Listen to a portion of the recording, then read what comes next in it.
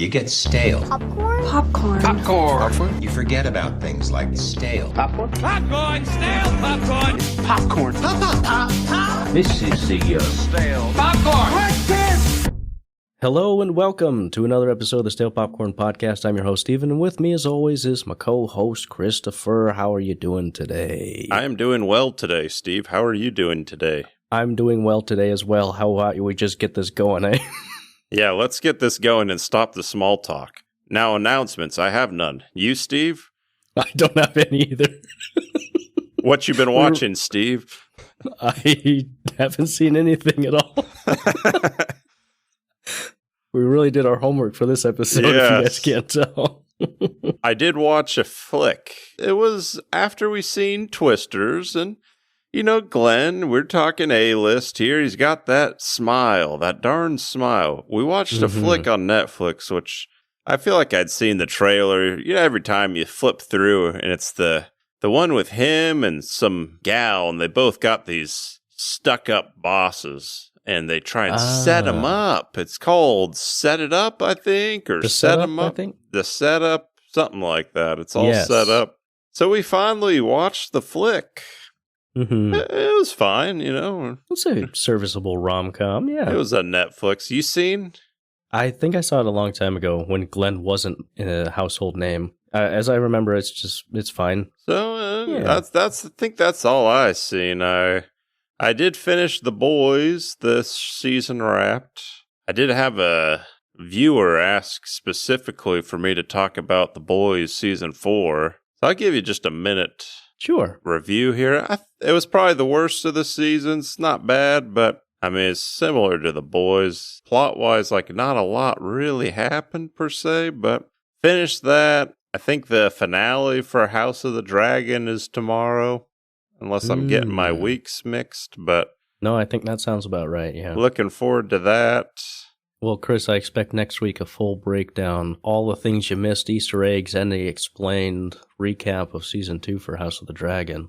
You know, I'm going to give you a spoiler right now. It's probably going to be the same. Yeah, it wasn't as good as the other season, but, you know, it's kind of fun. You know, there's some boring parts, some fun parts. There's dragons, there's reptilians, there's violence, there's diplomacy. You got it all. Now, it would be deplorable, but really funny of you if next week you just inserted this exact clip You should, section. Yeah. You should. That'd Copy be funny. and paste. Yeah, we'll see who the true fans are that can catch. Anyway, what else you got? That's it. Should we just dive right in, or call me Admiral Ack?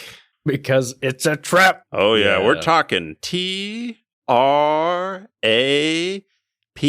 the trailer shows. Mm-hmm. Why don't you go a little spoiler-free here? Give us a breakdown, what you're thinking, what you're viewing, all the Easter eggs. Give me everything, but spoiler-free, of course. Spoiler-free, yes, definitely. So I'll just shed some light on things that have been exposed in the trailer, because I feel like that's fair game for the most part. This is M. Night Shyamalan's most recent movie, and we are fans of him. We did an episode a couple weeks back about him, singing his praises, acknowledging his weaknesses, but loving him all the same. And this one, let me read the tagline for you, actually. It's 30,000 people, 300 cops, 1 serial killer, and no escape. So it's a pretty cool tagline, but essentially what it is there's a man who takes his daughter to a Taylor Swift-esque kind of concert, and she's like in her preteens, a real fan of it, and the dad's just, you know, hunging and going and, you know, being a real dad about it, the situation. He notices some security, extra security in the concert venue, and he talks to some guy and he's like, hey, what's up with all this security? And the guy's like, hey, you know, the butcher, the serial killer who's been around? This is all a trap for him to catch him.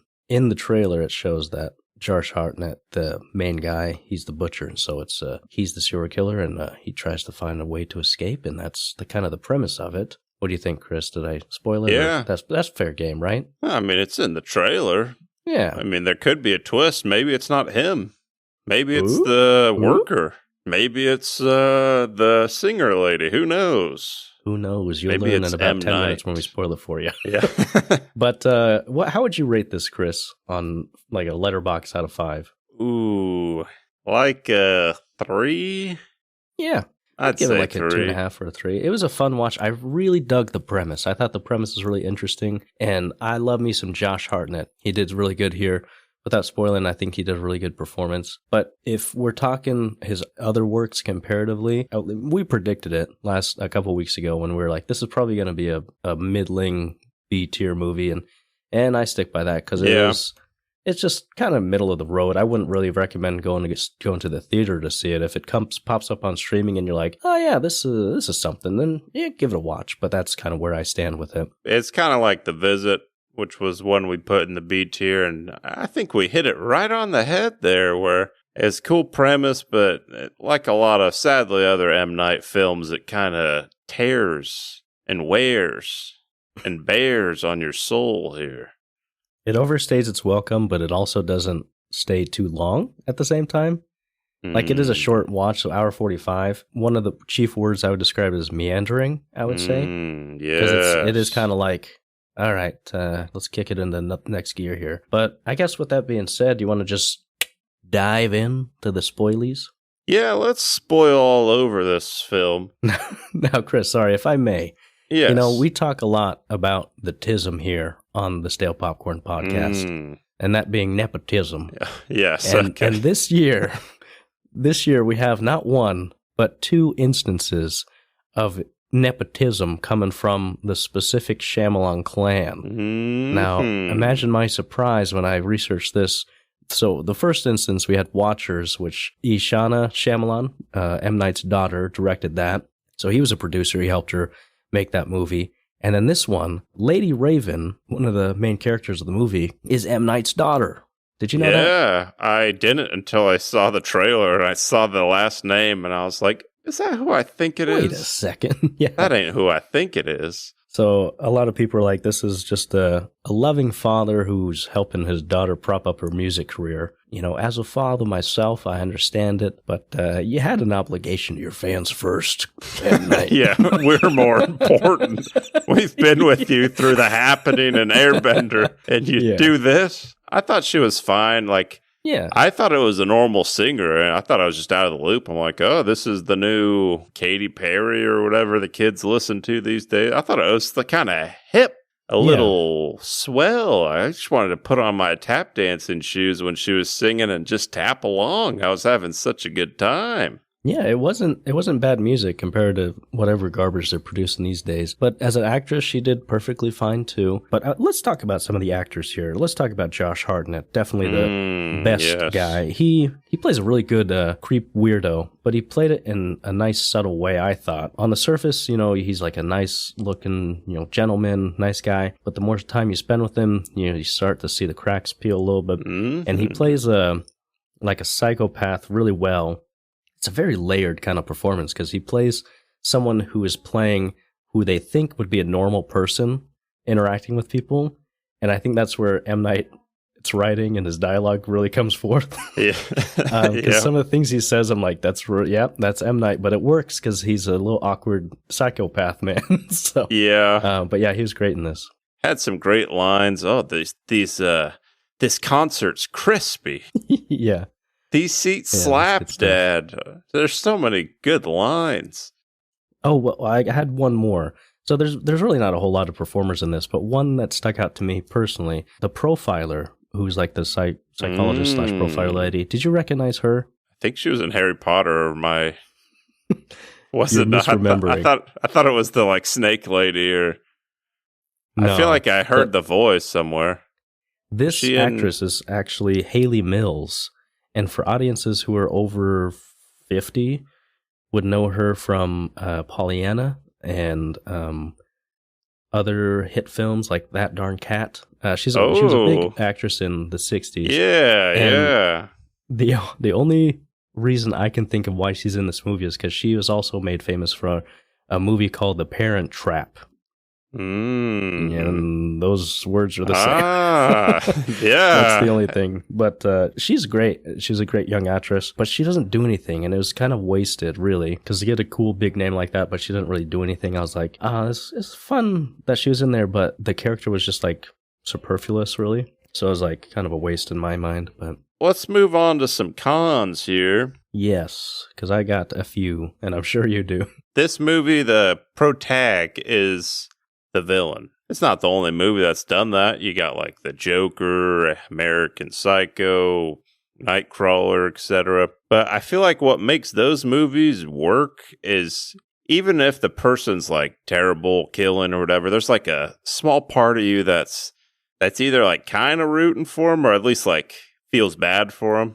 But I feel like this one, there's none of that for this guy. So it wasn't really hitting for me. But he's a dad, and he lives in the suburbs. He's just like you and me.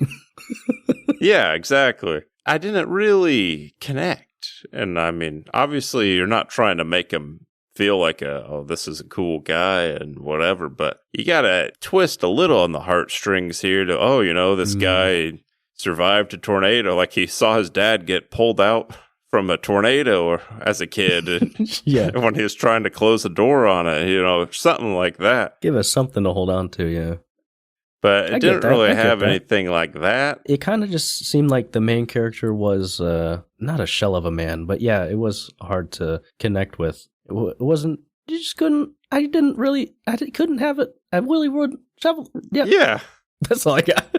And there was that one scene where I think they're like, because somehow they gave like a full brief to the pop star, like, he probably drives this kind of car. He's got a abusive relationship with his mom, and then they're in the car and she's like talking to him like she's his mom, like, oh, you're a bad boy, or whatever she says, which. Yeah.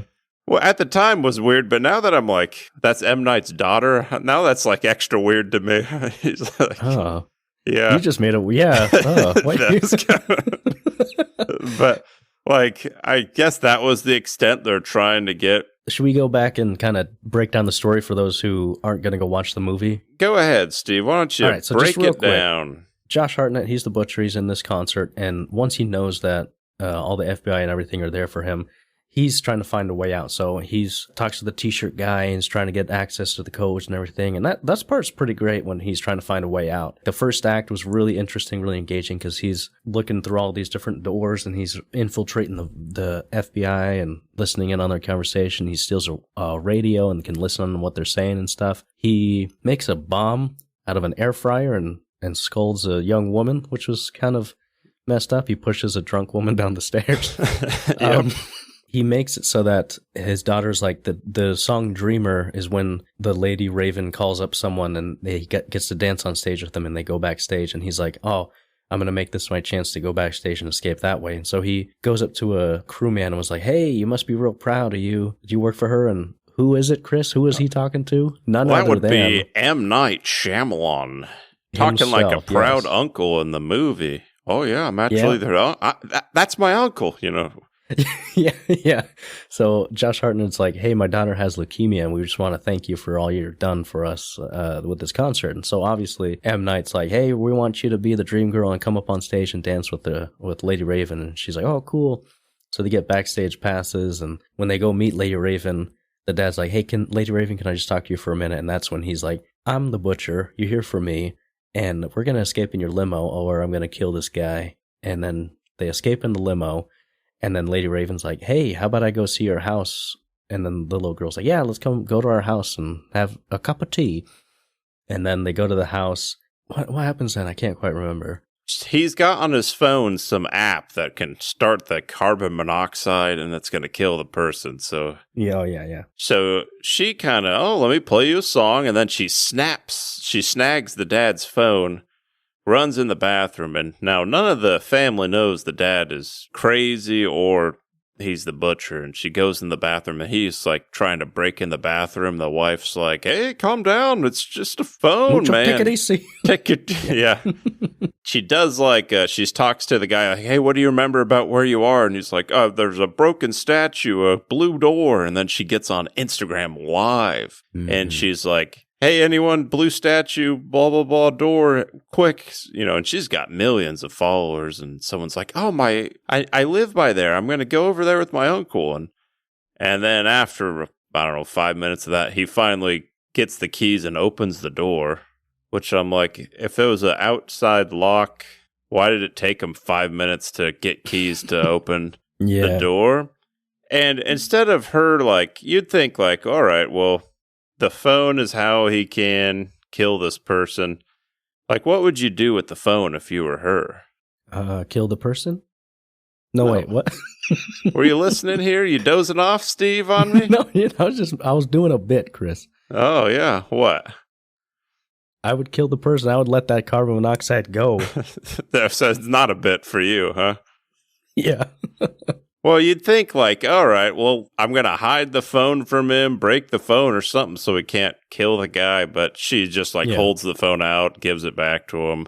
But luckily, the guy escaped. So someone found him within 5 minutes or something and got him out there before he could turn on the carbon monox. And then the cops show up and they almost, you think they're going to get him, but he's got secret tunnels. He escapes. And it's a bunch of this, cops almost get him, but he sneaks away. He ends up being the driver for Raven, and you think it's a limo driver. Oh, it's actually him. He ties her up, and then she escapes. And I guess the twist, would you say it's a twist, Steve? The twist is that there is no twist.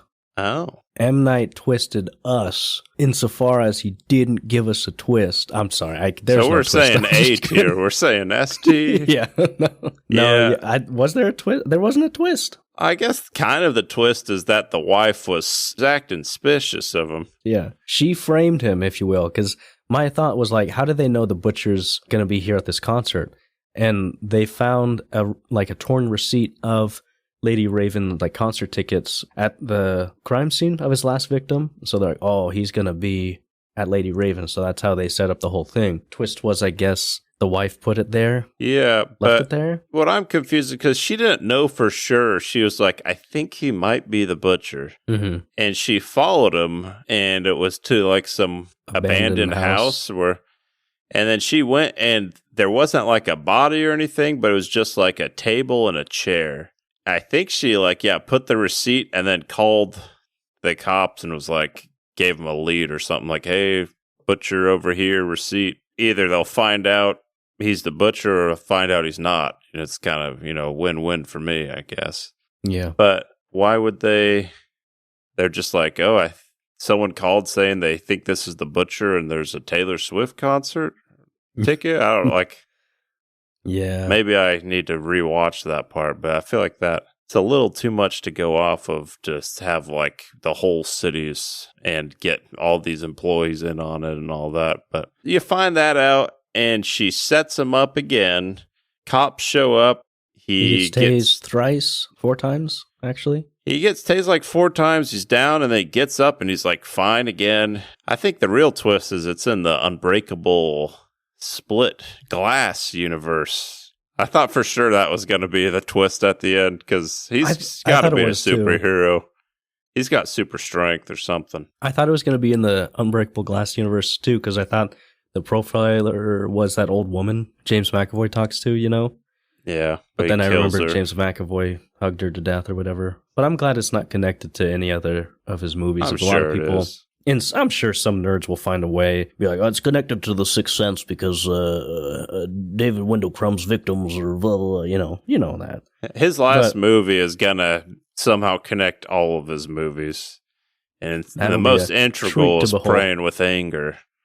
Yeah. I think a lot of people were disappointed in this because of the lack of the twist. And you and I, when we saw this trailer, we were formulating our own thoughts on what the twist could be. And I think I have a few here that we talked about and some that I found online that would have been better than what we got. So initially, I thought the killer would have been like the daughter or the mother. Yes. Like I thought the daughter was like a little killer, serial killer, and the dad was just protecting her. One theory I saw online was the butcher's daughter is a vampire. So it says Josh Hartnett's character is killing people only to keep his daughter alive.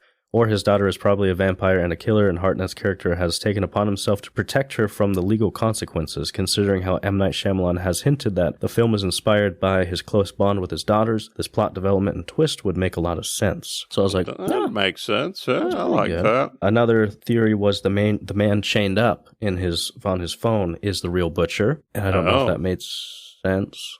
So he Somebody caught put him that on there. Yeah, there was another All one, right. another theory that said they're here for a different serial killer. So like another butcher who like has the same MO. So there's like 2 serial killers in the concert. Ah. And then the last one was it's a sequel to The Sixth Sense. So like it doesn't really hold water because they were saying like it would take place in the past a little bit, and some of his victims were what Haley Joel Osment sees and whatever, but that doesn't really work. Some people were really grasping Trying for to- straws there. Yeah, Yeah. I like the vampire one actually. I like that one. So going back to the dumb pop star, she Kid Cudi, Kid Cudi? he's in this. Did you know that? Was that Kid You remember- Cudi? Yeah, with the white hair. That's him? Yeah, Really? Yeah, like you're made to believe that she's like in on it somehow, or maybe she had like a close relative that died from the butcher, because like I feel like a normal person wouldn't go this above and beyond. He threatens like, all right, I'm going to kill this guy unless you take me in your limo. He's like, just drop us off at the corner. And she's like, actually, we're going to go to your house. And the daughter doesn't know anything. And so they go to the house with his wife and his son and then his daughter. She has her limo driver and she's like, you stay out here. Which I'm like, why would you? Yeah. I would take the big buff guy in personally. Like, she does the steal the phone thing, doesn't get rid of the phone. That part was just unbelievable to me. Like, no one would do any of this or all of this. Or maybe I'm just. No, you're right. Because any normal person, when they're walking before they get to the limo, she would have been like, this guy, this guy. Yeah. You know? He literally, it's like you're walking past the cops, be like, it's Butcher. And then if they get him before he can pull out his phone, open the app, and turn on the carbon monoxide, you're Yeah. good. Like I feel like that would have been, I mean, obviously the movie wouldn't work that way, but that's what I would Also, have done. that profiler, she's never getting a job ever again. Because he was right in her grasp. Like, he Yeah. was right there. She really dropped the ball. Because there's like these Scooby-Doo moments where she's like coming towards him and he like turns a corner, like goes through Mhm. a door and she like barely, it's very frustrating to watch. But I'm like, if you're a really, she's always caught the perpetrator, she's always number one. But she missed this dude. She has every information about him. She's like, oh, he's a very meticulous, tall, 6-foot blonde or brown-haired man, a possible dad and everything. I'm like, you had everything, and he's right. They're like, maybe because I'm watching the movie, but it's just very frustrating. Yeah, Like, he's right there. I have a theory here, and this came about when I was looking at thumbnails for the video. I found this picture here, and I think it's from the trailer. I'll show you and to the audience. It's a picture of Josh Hartnett from this movie. He's got a bloody head, and it looks like he's in front of some police cars outside the stadium. You see that? Mhm. Yes. And so I think there's an alternate ending or like a different version of this movie that's out there based on that picture. I could just be grasping at straws like those Sixth Sense douchebags, but Yeah. I mean, you tell me. It looks like he's like confronting all of them and he's like, I got to stand down or whatever. But maybe there's an alternate I Am Legend type situation where it comes out on DVD and there's a different version. Well, I knew a person that's seen one of them NDA film, like early access for Split, Mhm. allegedly. And allegedly, he told me it was quite different than what happened. Like it changed quite a bit. So maybe they pulled one of those. Like they watched it and had a different ending of him getting caught at the theater, and they're like, nah, this ain't working. Pull a Dark Phoenix. Let's do some reshoots and do something diff. Maybe. I think you're onto something here, Steve. Maybe. We'll see. Hopefully they'll do something different. But pretty much that's all I got. Another con I had that was just kind of bugging me is it was like this guy took, in Harry Potter, they drink the liquid luck and everything perfect happens for you.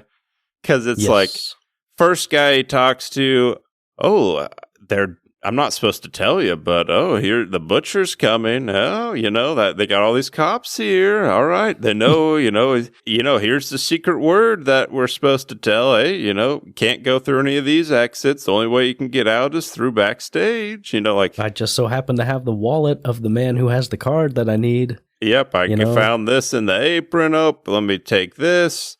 And it was just like so many of these where I'm like, all right, maybe one or two like in a tight spot, but it was just like the whole movie was like that, which was kind of bugging me. But I concur. Moving on to the pros, it's a short film. I was in and out of the theater in 2 hours. That's including the trailers and such.